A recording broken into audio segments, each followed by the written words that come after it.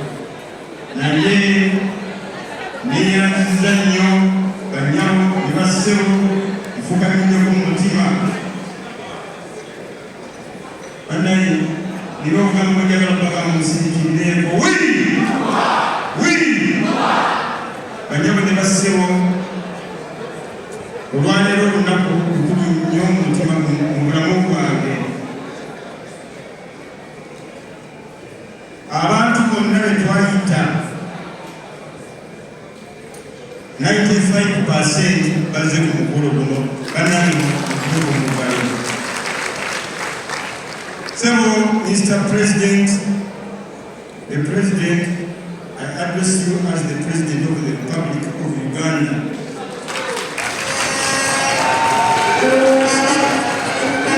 Okusinzira ku ne maama Barbara Kyagulanyi. Abakulembeze Leader of Opposition, Secretary General, Sebo Speaker wa Uganda, bakojja ab'endiga n'obukulembeze bw'ekika ky'endiga, maama aliwo kati ne taata abazaala Marjorie, bamemba ba Parliament mwenna abazze mu buuyi bali kubeeko bamemba ba Parliament madde nkyaludde okulamu mukolo gw'okuba bamemba ba Parliament nga bangi bwekuti. Mwebale tuweesa kitiibwa, mwebale ku famire yattu kitiibwa. Emperekeze baganda bange, olukiiko olwakulembedde okukola embaga eno, bannange mukubireeko famire ya JW Center batubadde tuludde okufuna omukolo okutuleeta ffenna olwaleero JW Center azuukidde. Banyamo ne bassebo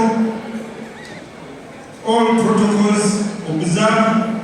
Ebigambo byange leero bijja kuba bitono, ebisinga bijja kuyisibwawo mukyala wange.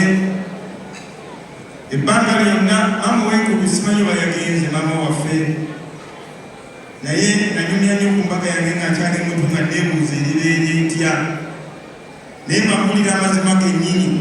Ekifaananyi nkirabe kubanga ndabye abantu ab'ebikuda bonna, abasisters, abantu abavudde e Kenya, buli mukwano gwonna gwe nali nsisinkanye mu bulamu mbalabye olwaleero. Njagala mukimanye wansi w'entobo y'omutima gwange, I am very, very, very happy. Bweba eriyo olunaku olunsanyusiza olwali lunsanyusiza mu bulamu, bato bange mwenna, bakulu bange mbatya ne bato bange mwenna mumanye nti kino kinsanyusiza. Mwebale nnyo, mwebale ddala. Banyama ne bassebo, ono omuwala gwenyimiridde lukwano naye muyita muwala kubanga kati tutandise nabadde mu ekereziya bangambye emyaka 23 gye tumaze gyepoteya bamama basisters ne bafada bali wano, emyaka egyo gyonna genda gikolera ki? Nabadde nsaba okuza bibiri yange y'emyaka 25 mu myaka egijja mu maaso ne bagamba nti eyo emyaka poteya otandika lwaleero. Naye munkubireko mu ngalo olwaleero ntandise obufumo obutukuvu. Ssenyonyi abadde annangira buli mukolo gwabeerako Nyanzi, kati empeta yiino mugiraba? It's golden ring. Era olwaleero ngayiza akagaati madde ndudde okalyako nakoma okulya akagaati nga ndi mu mugigi nga maliriza omugigi nzemu okali olwaleero saa zibadde bameka. Pulezidenti Kyagulanyi ndoza yajjukira n'ababadde mu ekereziya nenkabwebwena nekanzibweramu, era kati nzijudde omubiri gwa Kristo. Omukama mulungi. Omuwala ono namusisinkana emyaka 24 eyise, namusanga mu kanisa nga mubulizi wa njiri, era nga yatandise okubuulira ekigambo. Era otulaba wano mu kusaba ebinga musoko gye tulimu tuwangalidde ku ssaala na kusiiba kubanga nakkiriza ebintu byakolaki.